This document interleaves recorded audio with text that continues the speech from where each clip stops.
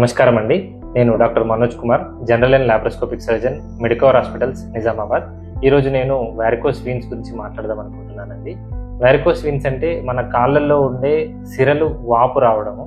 అంటే అవి మన కాళ్ళల్లో చర్మం నుండి బయటికి చాలా వాపుగా ఉండే నరాల్లాగా బయటికి కనిపిస్తూ ఉంటాయి. ఇవి ఎందుకు వస్తాయంటే ప్రొలాంగ్డ్ స్టాండింగ్, అంటే వృత్తిపరంగా కానీ ఏ రకంగా కానీ ఎక్కువసేపు నిలబడి ఉండడము, బరువు ఎక్కువగా ఉండడము, లేదంటే సెడెంటరీ లైఫ్ స్టైల్, ఇలాంటి వాళ్ళలో వారికోస్ వీన్స్ అనేది ఎక్కువగా చూస్తుంటాం. అయితే ఇలాంటి కండిషన్లో కొన్ని ప్రికాషన్స్ తీసుకోవచ్చు. ఒకటి, రెగ్యులర్ ఎక్సర్సైజ్ చేయడము, వెయిట్ లాస్ అవ్వడము, ఇవన్నీ వారికోస్ వీన్స్ ఉన్న వాళ్ళలో హెల్ప్ అవుతాయి.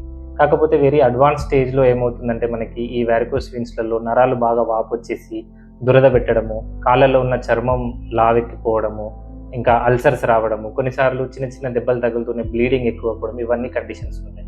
ఇవన్నీ కాంప్లికేషన్స్ ఉన్నప్పుడు కంపల్సరీ ట్రీట్మెంట్ చేయించుకోవాల్సి ఉంటుంది. వెరీ ఎర్లీ స్టేజెస్లో ఉన్నప్పుడేమో మనం స్టాకింగ్స్ అని వాడతామండి. దానివల్ల డిసీజ్ ప్రోగ్రెస్ అవ్వకుండా ఉంటుంది.